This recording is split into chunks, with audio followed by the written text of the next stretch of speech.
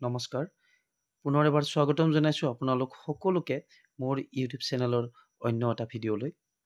পুনৰ শিক্ষা হেতু এপৰ ওপৰত অন্য এই ভিডিঅ'টো মই বনাইছোঁ আৰু এই ভিডিঅ'টো ইয়াতে কিছুমান সিদ্ধান্ত লৈছে মানে ৰাজ্যিক পৰ্যায়ত শিক্ষা হেতু এপৰ ওপৰত এখন বৈঠক বহিছে ওম প্ৰকাশ আমাৰ সমগ্ৰ শিক্ষাৰ মিছন ডিৰেক্টৰ তেখেতৰ অধ্যক্ষতাত ৰাজ্যিক বিষয়ববীয়াসকলৰ সৈতে আৰু ইয়াৰ প্ৰতিলিপি মানে ৩টা পৃষ্ঠাজোৰা এটা প্ৰতিলিপি প্ৰেৰণ কৰিছে আৰু মই ভাবিলোঁ ভিডিঅ'ৰ জৰিয়তে এইখিনি আপোনালোকৰ সৈতে মই শ্বেয়াৰ কৰোঁ আৰু মই ভাবোঁ আপোনালোকৰ বেছিভাগে হয়তো অৱগত হৈছে তথাপি ভাবিলোঁ যিসকলে অৱগত হোৱা নাই নিশ্চয় ভিডিঅ'টোৱে আপোনালোকক কিছু হ'লেও উপকৃত কৰিব এতিয়া চাব ইয়াতে minutes of the review meeting held with the district on student enrollment, attendance of student and teachers in Shiksha Setu and etu short form dia ase APAR generation in UDays. Etia kotha tu hol mainly Shiksha Setur yate tinita kotha koise. Ei tinita kotha hol ষ্টুডেণ্টৰ এনৰোলমেণ্টৰ ওপৰত প্ৰথমটো focus কৰিছে দ্বিতীয়তে attendance ষ্টুডেণ্টৰ আৰু both teacher আৰু ষ্টুডেণ্টৰ এটেণ্ডেঞ্চৰ কথা আৰু লগতে এপাৰ বুলি যিটো কথা কৈছে APAR জেনেৰেশ্যন ইন UDays এইটো আপোনালোকে ইয়াতে গম পাব বাৰু এতিয়া চাব virtual meeting with additional district commissioner education district mission coordinator inspector of school district elementary education officers and district program of all district was held to review the status of student enrollment in Shiksha Setu, analysis of monthly attendance of students and teachers from April 2024 to April 2025, and APPAR generation in UDays plus, etc. Under the chairmanship of Dr. Om Prakash IS, Mission Director Samagra Shiksha, Assam, along with officers on special duty and other officials of State Mission Office. মানে ওম প্ৰকাশ ডাঙৰীয়াৰ অধ্যক্ষতাত সকলো ডিষ্ট্ৰিক্টৰে ADC সকল যিসকল education দায়িত্বত আছে আৰু ডিষ্ট্ৰিক্ট মিছন কোঅৰ্ডিনেটৰ লগতে inspector of school district elementary education officer আৰু অন্য বিষয়ববীয়াসকলৰ ৰাজ্যিকৰ তেখেতসকলৰ লগত এখন বৈঠক হয় ভাৰ্চুৱেল মিটিং বুলি কৈছে আৰু এই মিটিঙত যিটো শিক্ষা সেতু এপত ষ্টুডেণ্টৰ এনৰোলমেণ্টৰ ওপৰত বিশেষ আলোচনা কৰা হয় আৰু মান্থলি যিটো এটেণ্ডেঞ্চ শিক্ষক আৰু ছাত্ৰ ছাত্ৰীৰ তাৰ ওপৰত আলোচনা কৰা হয় লগতে যিটো আমাৰ এডুকেশ্যন যিটো সেশন যেটো গুছি গল 2024 to 2025 এপ্ৰিল টু এপ্ৰিল শিক্ষাবৰ্ষ তাৰ মানে এটেণ্ডেঞ্চৰ ওপৰত লাষ্ট ইয়াৰৰ এটেণ্ডেঞ্চৰ ওপৰত শিক্ষা হেতুত তাৰ ওপৰত এটা মানে এনালাইসিস এটা লৈছে বিশ্লেষণ এটা তেখেতসকলে কৰিছে মানে কেনেকুৱা ধৰণৰ মানে সাকসেস হৈছে বা শিক্ষা সেতু এপত কেনেকুৱা ধৰণৰ মানে অগ্ৰগতি লাভ কৰিছে এটেণ্ডেঞ্চৰ পাৰ্চেন্টেজৰ হাৰ কিমান তেনেকুৱা ধৰণৰ বা ব্যৱহাৰৰ ওপৰত এতিয়া চাব the mission director will welcome all participants and presented details district-wise analysis as per discussion held in the meeting. The following decision were taken. এতিয়া তেখেতে সকলোকে স্বাগতম জনাইছে আৰু লগতে এই ডিসকাশনৰ ওপৰত ভিত্তি কৰি আলোচনাৰ ওপৰত ভিত্তি কৰি তলৰ সিদ্ধান্তসমূহ লোৱা হৈছে চাব ডিসিশনস এণ্ড একশন পইণ্ট এতিয়া চাব প্ৰথমটোতে আছে student enrolment immediate retrieval of student mark in Dropbox মানে Dropboxত যি সকল ল'ৰা ছোৱালীৰ নাম আছে তেখেতসকলক মানে ৰিকভাৰ কৰাৰ কাৰণে Dropbox মানে বুজি পাইছেনে মানে ড্ৰপ আউট যিখিনি ষ্টুডেণ্ট বিদ্যালয়ৰ পৰা নাম কাটা যোৱা বা বিভিন্ন কাৰণত বিদ্যালয়ৰ পৰা মানে গুছি যোৱা তেনেকুৱা ধৰণৰ খিনিক যাতে পুনৰ উদ্ধাৰ কৰা হয় চিহ্নিত কৰি ছাত্ৰ ছাত্ৰীসকলক তৎক্ষণাত উদ্ধাৰ কৰা হয় তাৰ কাৰণে এটা সিদ্ধান্ত লোৱা হৈছে complete facial recognition for all pending 71,316 students by 26/05/2025 মানে 26 মেৰ ভিতৰত অলৰেডি গুচি গ'ল এইখন বাৰু মই অকণমান ভিডিঅ'টো বনাত দেৰি হ'ল আৰু দেৰিকৈ ওলাইছে এইখন অলপ চাৰ্কুলেট হৈছে এতিয়া চাব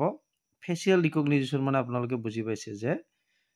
যি সকল ল'ৰা ছোৱালীৰ প্ৰায় ৭১,৩১৬ গৰাকী ছাত্ৰ ছাত্ৰীৰ ফেচিয়েল ৰিকগনিশ্যন মানে বাকী আছে এতিয়া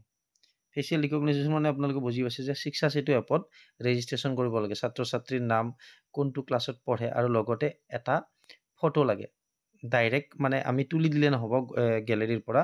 শিক্ষা সেতু এপত গৈ কেমেৰাটো অন কৰিব লাগিব তাৰপিছত ষ্টুডেণ্ট এজনে ফটো তুলিব লাগিব আৰু কেতিয়াবা এনেকুৱা হয় বহু ছাত্ৰ ছাত্ৰীৰ অলৰেডি ফটো তোলা হয় কিন্তু ফটোৰ মানে কোৱালিটিটো ভাল নহয় কাৰণে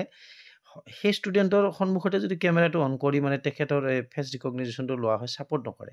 তেতিয়া ধৰণৰ এটা বহুত অবজেকশ্যন এনেকুৱা আহিছে যে ষ্টুডেণ্টজন অৰিজিনেলি সেইজনে হয় ফটোখনো মানে সেই ষ্টুডেণ্টজনৰে কিন্তু মানে আই ব্লিংক কৰি থাকিলেও মানে চকুকেইটা মানে লাইভ যিহেতু হেৰিটো কেপচাৰ কৰে মোচন হেৰিটো গতিকে তেতিয়া তথাপি তাৰমানে সন্মুখত থাকিলেও এটেণ্ডেঞ্চটো নহয় তেনে ক্ষেত্ৰত ৰেজিষ্ট্ৰেশ্যন কৰিব লাগিব এনৰলমেণ্ট কৰিব লাগিব সেই ষ্টুডেণ্টক অপশ্যন আছে মই নিশ্চয় ইয়াৰ ওপৰত এটা মই ভিডিঅ' বনাম কেনেকৈ এনৰলমেণ্ট কৰিব লাগে ধৰক ফটো দিয়াৰ পিছতো যদি এটেণ্ডেঞ্চ নহয় সেই ষ্টুডেণ্টৰজন আপোনালোকেতো এদিন দুদিন নিদিয়াকৈ থাকিব কিন্তু ওপৰৰ পৰা আহিব যে ষ্টুডেণ্টজন কণ্টিনিউ কিয় এবচেণ্ট হৈ আছে কিন্তু আপোনালোকৰ কিন্তু ৰেজিষ্টাৰ বহীত ষ্টুডেণ্টজন এটেণ্ডেঞ্চ আছে আহি আছে সদায় স্কুলত কিন্তু এই বিসংগতিৰ কাৰণে এটেণ্ডেঞ্চ ল'ব পৰা নাই গতিকে তাৰ সমাধানটো মই সোনকালে আপোনালোকক দেখুৱাম কেনেকৈ এনৰলমেণ্ট কৰিব লাগে এইটো টপিকৰ ওপৰত মই নেক্সট ভিডিঅ'টো এইটো টপিকৰ ওপৰতে মই বনাম তাৰ পাছত চাব ইয়াতে দিছে recent rectify and reinstate students wrongly categorise as drop out মানে ভুলবশতঃ ড্ৰপ আউট হিচাপে চিহ্নিত ছাত্ৰক সংশোধন কৰি পুনৰ ভৰ্তি কৰা মানে ভুলবশতঃ যদি ড্ৰপ আউট বুলি দেখা গৈছে সেই ছাত্ৰ ছাত্ৰীখিনিক মানে সংশোধনী কৰি আকৌ পুনৰ মানে এনৰলমেণ্টৰ আণ্ডাৰত আনাৰ কাৰণে কৈছে আৰু বিদ্যালয়ত হোম ভিজিট কৰাৰ কথা কৈছে by head teachers class teachers to re-engage students not attending school মানে যিসকল ছাত্ৰ ছাত্ৰী স্কুলত এটেণ্ড নহয় বা প্ৰায় এবচেণ্ট থাকে হেড টিচাৰ বা ক্লাছ টিচাৰৰ হতুৱাই মানে তেখেতসকলে যাতে হোম ভিজিট কৰি ছাত্ৰ ছাত্ৰীসকলৰ লগত বা অভিভাৱকৰ লগত যোগাযোগ কৰি যাতে ছাত্ৰ ছাত্ৰীসকলক পুনৰ ঘূৰাই আনিব পাৰে বা বিদ্যালয়ৰ সংস্পৰ্শত ৰাখিব পাৰে সেই ব্যৱস্থাটো কৰাৰ কথা কৈছে আৰু ২ নম্বৰ পইণ্টটো চাব ইম্প্ৰুভমেণ্ট অফ ষ্টুডেণ্ট এটেণ্ডেঞ্চ এতিয়া ছাত্ৰৰ উপস্থিতি উন্নয়ন সেই কথাটো কৈছে ইয়াতে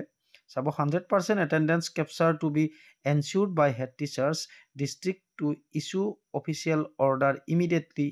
ইন দিছ ৰিগাৰ্ড মানে 100% উপস্থিতিৰ নিশ্চিত কৰিবলৈ প্ৰধান শিক্ষকে জিলাৰ পৰা তৎক্ষণাত চৰকাৰী আদেশ জাৰি কৰা হ'ব তাৰমানে প্ৰধান শিক্ষকসকলক মানে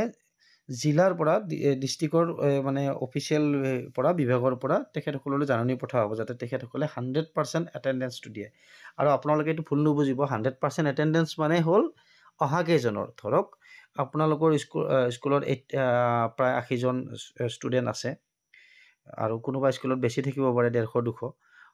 অহা কেইজনৰ দিব দিছে 100% এটেণ্ডেঞ্চ মানে ধৰক 70জন আহিল 10জন এবচেণ্ট আছে গতিকে আপোনালোকে এনেকুৱা নহয় যে 100% দিব দিছে এই 10জনক কেনেকৈ মাতি অনা সেইটো নহয় আপোনালোকে অহা কেইজনৰ এটেণ্ডেঞ্চটো এনৰলমেণ্টটো দিয়ক আৰু মিড ডে মিলৰ ক্ষেত্ৰতো যিহেতু দিবই লাগে আজিকালি তাৰপিছত কণ্টিনিউ যদি কিন্তু এবচেণ্ট থাকে সেই 10জন তেতিয়াহ'লে কিন্তু আপোনালোকে এই উপৰোক্ত যিখিনি ব্যৱস্থা গ্ৰহণ কৰিলে হোম ভিজিট কৰি বা হেৰিক এইখিনি আপোনালোকে ষ্টেপ ল'ব লাগিব তাৰ পাছত চাব CRCCs to monitor শিক্ষা সেতু portal daily and ensure full attendance marking by schools মানে CRCC সকলক এটা দায়িত্ব দিছে মনিটৰিং পৰ্যবেক্ষণ কৰি থাকিব দিছে যাতে বিদ্যালয় বিলাকে যাতে এনচিউৰ কৰিব দিছে তেখেতসকলক যাতে বিদ্যালয়ে পুৰা চিহ্নিত কৰিছে যাতে ছাত্ৰ ছাত্ৰীখিনিক এটেণ্ডেঞ্চ দিছে পৰ্টেলত শিক্ষা সেতু পৰ্টেলত সেইটো নিশ্চিত কৰিব দিছে CRCC সকলক মনিটৰ কৰি থাকিব দিছে BEOs to conduct daily reviews and video conference with CRCC till এইটো কি দিছে 30/06/2000 মানে জুনৰ 30 তাৰিখৰ ভিতৰত BEO সকলে কণ্ডাক্ট কৰিব ৰিভিউ এণ্ড ভিডিঅ' কনফাৰেন্স যোগে CRCC সকলৰ লগত মানে ভিডিঅ' কলৰ সৈতে জড়িত হ'ব কনফাৰেন্স কৰি এই বিষয়ত আলোচনা কৰিব তাৰপিছত চাব DEO and inspector of schools to have daily VC with BEOs মানে DEO আৰু বিদ্যালয় পৰিদৰ্শক আমাৰ ইন্সপেক্টৰ অফ স্কুল BEOৰ সৈতে দৈনিক ভিডিঅ' কনফাৰেন্স কৰিব দিছে। VCO বুলি দিছে, ভিডিঅ' VC বুলি দিছে, মানে এইটো শ্বৰ্ট ফৰ্মত দিছে ভিডিঅ' কনফাৰেন্স। তাৰপিছত চাব ADC এডুকেশ্যন, ADC এজনক এডুকেশ্যনৰ ডিপাৰ্টমেণ্টৰ দায়িত্বত থকা review attendance on Tuesday and Thursday, মানে মঙলবাৰ আৰু বৃহস্পতিবাৰে ৰিভিউ কৰিব দিছে এটেণ্ডেঞ্চবিলাক, তেখেতক মনিটৰ কৰিব দিছে, চাব দিছে। প্ৰথম পেজত আছে এইখিনি, ভিডিঅ'টো অকণমান দীঘলীয়া হ'ব। তাৰপিছত নেক্সট পেজটো চাম আমি এতিয়া কি আছে। নেক্সট পেজটো চাব, চৰি এটা ৰৈ গৈছিল ছেটাৰডেজ, মানে মঙলবাৰ বৃহস্পতিবাৰ আৰু শনিবাৰে মানে চাব দিছিলে এডিচনেল ডেপুটি কমিশ্যনাৰক, মানে ADCক, যিজন এডুকেশ্যনৰ দায়িত্ব আছে। তাৰপিছত 3 নম্বৰ পইণ্টটো চাব, ইম্প্ৰুভমেণ্ট অফ টিচাৰ এটেণ্ডেঞ্চ, মানে শিক্ষকৰ উপস্থিতিৰ ক্ষেত্ৰত উন্নয়ন। Head teachers are accountable for ensuring attendance of all eligible teachers not on leave training official duty, মানে যিসকল ট্ৰেইনিং বা অফিচিয়েল ডিউটিত আছে তেখেতসকলৰ বাবে যিসকল বাহিৰে যিসকল শিক্ষক বিদ্যালয়ত উপস্থিতি আছে এনচিউৰ কৰিব দিছে। তেখেতক এবাৰ হ'লেও তেখেতে সোঁৱৰাই দিব লাগিব যে সকলোৱে এটেণ্ডেঞ্চ দিছে নে নাই 680ৰ ওপৰত, গতিকে হেড টিচাৰক এই দায়িত্বটো দিছে। তাৰপিছত চাব, অৱশ্যে এটা কথা, যদিও হেড টিচাৰক দায়িত্বটো দিছে, আপোনালোকে নাভাবিব হেড টিচাৰৰ দায়িত্ব তেখেতে আমাক নজনালে, কোৱাই নাই, সেইটো নহয়। এইটো আপোনালোকে সকলোৱে এডুকেটেড পাৰ্চন, এইটো ব্যক্তিগত কথা। এটেণ্ডেঞ্চটো, চাকৰিটো যিহেতু নিজৰ ব্যক্তিগত, গতিকে এটেণ্ডেঞ্চটো আপোনালোকে দিবই লাগিব, এনচিউৰ কৰিব লাগিব এইটো এটেণ্ডেঞ্চটো। তথাপি হেড টিচাৰক এটা মানে দায়িত্ব দিছে যাতে অকণমান ৰিমাইণ্ড কৰি দিয়ে।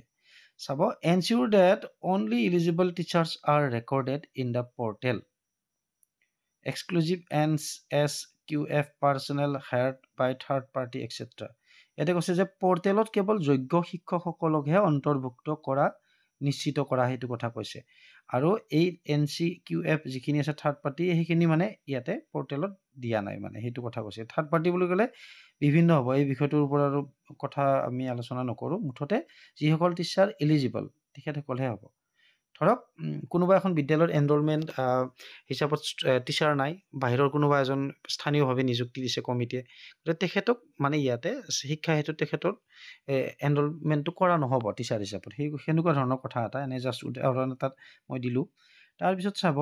CRCCs and BEOs to monitor daily with mandatory VC still 30/06, মানে 30 জুনলৈকে CRCC আৰু BEO ভিডিঅ' কনফাৰেন্সৰ জৰিয়তে এইবিলাক মনিটৰ কৰি থাকিব লাগিব, এইটো দিছে। মানে 680ৰ ওপৰত বহুত গুৰুত্ব প্ৰদান কৰিছে, আৰু অলৰেডি এৱাৰ্ড পাইছে, গমেই পাইছে 680টোৱে, আৰু ক্ৰমান্বয়ে মডিফাই কৰি গৈ আছে। আৰু আপোনালোকৰ গ্ৰাউণ্ড লেভেলৰ পৰাও, বিদ্যালয়ৰ পৰাও যাব লাগিব ফিডবেকবিলাক, কিবা যদি বিসংগতি আছে এটেণ্ডেঞ্চৰ ক্ষেত্ৰত হওক বা এপছটোৱে কিবা কাম কৰা নাই, আপোনালোকেও জনাব লাগিব, সেইখিনি আপোনালোকৰো দায়িত্ব আছে। নহ'লে কেতিয়াবা বিভাগীয় কৰ্তৃপক্ষৰ ৰোষত আপোনালোকে পৰিব পাৰে। গতিকে আপোনালোকে কিবা যদি বিসংগতি পায় এপছটোৰ, নিশ্চয় লিখিতভাৱত হ'লেও বা স্ক্ৰীনশ্বট লৈ থৈ দিব, আপোনালোকে জনাব আপোনালোকৰ বিভাগীয় কৰ্তৃপক্ষক। তাৰপিছততো আছে DEO IS ADC education to follow' same review, গতিকে DEO IS মানে অকণমান আগত আমি যে পাইছিলোঁ ষ্টুডেণ্টৰ ক্ষেত্ৰত যিখিনি দায়িত্ব দিছিল, টিচাৰ এটেণ্ডেঞ্চৰ ক্ষেত্ৰতো DEO IS আৰু ADCক মানে সেই ৰিভিউ কৰিব দিছে। তাৰপিছত চাব, APPAR ID জেনেৰেশ্যন, চাব ইয়াতে, all districts to expedite APAR ID generation for pending students specially in pre primary and primary levels, মানে ইয়াতে কৈছে সকলো জিলাৰ বাকী থকা ছাত্ৰ, বিশেষকৈ পূৰ্ব প্ৰাথমিক আৰু প্ৰাথমিক পৰ্যায়ৰ ছাত্ৰ ছাত্ৰীৰ APPAR ID জেনেৰেশ্যন কৰিব দিছে ডাইছত। গতিকে APPAR ID কি, মই তাৰ ওপৰত এটা ছেপাৰেটলি মই ভিডিঅ' এটা বনাম, এইটো শ্বৰ্ট ফৰ্মত দিয়া আছে। তাৰপিছত চাব, 365 schools have not initiated APPAR generation, list to be shared and followed up, action to be initiated by district immediately, মানে 365খন বিদ্যালয় এতিয়াও এই ID জেনেৰেট কৰা নাই। ID জেনেৰেট মানে আপোনালোকে গম পাইছে, ষ্টুডেণ্ট ID এটা থাকে, চাব আপোনালোকে প্ৰত্যেক ষ্টুডেণ্টৰ এটা ID থাকে 680 এপত, গতিকে এই আইডিবিলাক জেনেৰেট হোৱা নাই। আৰু APPAR বুলি ক'লে আৰু যদি কিবা বেলেগ আছে, ইয়াৰ বিষয়ে অকণমান অধ্যয়ন কৰিহে মই আপোনালোকৰ সৈতে ভিডিঅ'ৰ সৈতে জড়িত হ'ব পাৰিম। মই নিশ্চয় ইয়াৰ পৰা এটা ভিডিঅ' বনাম নেক্সট। তাৰপিছত চাব, 5 নম্বৰটো চাব, GER gross enrolment ratio' GER short ফৰ্মটো গ্ৰছ এনৰোলমেণ্ট ৰেচিঅ' চাব ইয়াতে is significantly poor in Assam in HS category. District to analyze the scenario and work accordingly to improve GER at par with the national average. মানে অসমৰ উচ্চ মাধ্যমিক ক্ষেত্ৰত gross enrolment ৰেচিঅ'টো খুবেই কম, তাৰ ওপৰত মানে এটা হেৰি নেশ্যনেল যাতে এভাৰেজত আহিব পাৰে, ইম্প্ৰুভমেণ্ট আহিব পাৰে, তাৰ ওপৰত অলপ ব্যৱস্থা ল'ব দিছে।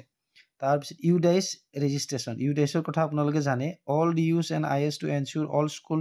Should be registered in UDISE. সেইটোতো হয়ে, মানে ইউডাইচত ৰেজিষ্টাৰ্ড নোহোৱাকৈ কোনো স্কুলে থাকিব নোৱাৰে, তথাপিও যদি ৰৈ গৈছে সকলোকে মানে এনচিউৰ কৰিব দিছে যাতে ইউডাইচত ৰেজিষ্টাৰ কৰে। Inspector of school Kamrup metro' shared the process to apply for permission registration by school through ease of doing business EODB portal on board in UDISE. মানে ইয়াতে কৈছে কামৰূপ মেট্ৰৰ বিদ্যালয় পৰিদৰ্শকে বিদ্যালয়সমূহৰ ইজ অফ ডুইং বিজনেছ বুলি দিছে শ্বৰ্ট ফৰ্মত EODB পৰ্টেলৰ জৰিয়তে অনুমতি বা পঞ্জীয়নৰ প্ৰক্ৰিয়া ভাগ বতৰা কৰিব বুলি দিছে। কামৰূপ মেট্ৰৰ ইনস্পেক্টৰ অফ স্কুলৰ কথা কৈছে ইয়াতে, তেখেতক দায়িত্ব দিছে। 7 ইনফ্ৰাষ্ট্ৰাকচাৰ ডাটা ইন শিক্ষা সেতু। মানে 19,285 school have not field any of the field of infrastructure details in Shiksha Setu. All districts are directed to take necessary steps to complete data. মানে infrastructure data in Shiksha Setu, গতিকে ইয়াৰ ওপৰতো মই এটা video' বনাম। আপোনালোকে শিক্ষা সেতুৰ ওপৰত যে অকল আমাৰ লিভ ল'ম আমি, মানে এটেণ্ডেঞ্চ ষ্টুডেণ্টৰ এনৰোলমেণ্ট আমাৰ শিক্ষকৰ এটেণ্ডেঞ্চ, সেইটো নহয়। ইয়াতে আপোনালোকৰ একাডেমিক কোৱালিফিকেশ্যন থাকিব, এডিশ্যনেল কোৱালিফিকেশ্যন থাকিলে আপোনালোকে প্ৰফাইলত গৈ এড কৰিব পাৰিব। আৰু ইনফ্ৰাষ্ট্ৰাকচাৰ মানে বিদ্যালয়খনৰ ইনফ্ৰাষ্ট্ৰাকচাৰ কি কি কেনেকুৱা আৰু কি কি ধৰক আপোনালোকৰ ৰিকুৱাৰমেণ্ট আছে, ক্লাছৰুমৰ ৰিকুৱাৰমেণ্ট আছে নেকি, ধৰক আৰু কিবা বেলেগ ৰিকুৱাৰমেণ্ট আছে নেকি, তেনেকুৱা ধৰণৰ গোটেই আপডেটখিনি দিব পাৰে। তেখেতসকলে এইবিলাক ৰিভিউ কৰি থাকে আৰু আপোনালোকে পাই যাব পাৰে, বিভিন্ন ধৰক টয়লেটৰ হওক বা গাৰ্লছৰ ক্ষেত্ৰত, বইজৰ ক্ষেত্ৰত ছেপাৰেটলি। গতিকে মই কেনেকৈ শিক্ষা সেতু পৰ্টেলত যাব লাগে, ক'ত লগ ইন কৰিব লাগে, সেইটো মই নিশ্চয় নেক্সট ভিডিঅ' এটা বনাম। মই গতিকে 3টা ভিডিঅ' মই অলৰেডি বনাম বুলি আপোনালোকক প্ৰমিছ কৰিছোঁ। মই নিশ্চয় চেষ্টা কৰিম এই ভিডিঅ' কেইটা বনাবলৈ। আৰু একেবাৰে শেষৰ পেজটোত কি আছে এতিয়া আমি চাম। এইটো পেজত চাব, entry on infrastructure details in শিক্ষা সেতু বাই 31 মে 2000, 31 মাৰ্চৰ মে'ৰ ভিতৰত দিবা দিছে। ইনফ্ৰাষ্ট্ৰাকচাৰ মানে স্কুলৰ এটা আপোনালোকে মানে স্কুলৰ যিটো স্থিতি আপোনালোকে জনাব লাগিব, কেনেকুৱা স্থিতিত আছে, ধৰক বিদ্যালয় গৃহ কেনেকুৱা, কিবা ৰিকুৱাৰমেণ্ট আছে নেকি, মই অলপ আগত ক'লোৱে, বা আপোনালোকৰ কিবা গেটৰ বা বাউণ্ডেৰী ৱালৰ প্ৰয়োজন আছে নেকি, টয়লেটৰ প্ৰয়োজন আছে নেকি, বিভিন্ন ধৰণৰ এইখিনি আপোনালোকে জনাব লাগিব। তাৰপিছত আৰু এইটো আমাৰ হেৰিটো আহে, বিশেষকৈ গুণোৎসৱতো আহে, বিদ্যালয়ত কি কি আছে আমি টিক দিব লাগে যে এক্সটাৰ্নেল ইভালুৱেটৰে মানে পৰ্যবেক্ষণ কৰে, ছেপাৰেটলি বইজ এণ্ড গাৰ্লছৰ কাৰণে আছেনে নাই ইউৰিনেলৰ ব্যৱস্থা। গতিকে ইনফ্ৰাষ্ট্ৰাকচাৰটো খুবেই এটা প্ৰয়োজন। আপোনালোকে যদি ইয়াতে যদি নাই বুলি দিয়ে, কিন্তু তাতে যদি আপোনালোকে গুণোৎসৱৰ যদি সেই এক্সটাৰ্নেল ইভালুৱেটৰ ফৰ্মখনত যদি আছে বুলি দিয়ে, কিন্তু তেতিয়াহ'লে কিন্তু আপোনালোকে কেতিয়াবা বিভাগীয় কৰ্তৃপক্ষৰ ৰোষত পৰিব পাৰে, এইটো ফলছ হ'ব। গতিকে আপোনালোকে অৰিজিনেলটো দিব, তেতিয়াহ'লে ৰিকুৱাৰমেণ্টটো আপোনালোকে পাব পাৰে, আপোনালোকৰে বেনিফিট হ'ব স্কুলৰ। গতিকে এইখিনিয়ে আছিলে বিশেষ, আৰু ইয়াতে একো নাই। ইয়াতে ওম প্ৰকাশ তেখেতৰ অধ্যক্ষতাতে হৈছিলে, আৰু কপিবিলাক ফৰৱাৰ্ড কৰিছে secretary to the government of Assam, DSC and DSC for kind information, DPS to the honourable minister of education, মানে আমাৰ ৰণোজ পেগু ডাঙৰীয়ালৈ গৈছে, শিক্ষামন্ত্ৰী। গতিকে এইখিনিয়ে আছিলে, আৰু আশা কৰোঁ মই যিকেইটা পইণ্ট আছে সঠিক ৰূপে যদি এক্সপ্লেনেশ্যন কৰিব পাৰিছোঁ। যদি কিবা ইয়াতে ভুল ভ্ৰান্তি হৈছে আপোনালোকে নিশ্চয় কমেণ্ট ছেকশ্যনত মোক আঙুলিয়াই দেখাব, আৰু মই নিশ্চয় ইয়াৰ ওপৰত মই নেক্সট ভিডিঅ' মই বনাম শিক্ষা সেতু পৰ্টেলৰ ওপৰত। আৰু যিসকল ছাৰ বাইদেৱে বা যিসকল ভিউৱাৰ্ছে বহুত ধৈৰ্য ধৰি ভিডিঅ'টো শেষলৈকে চালে, তেখেতসকললৈ পুনৰবাৰ মই ধন্যবাদ জ্ঞাপন কৰিছোঁ।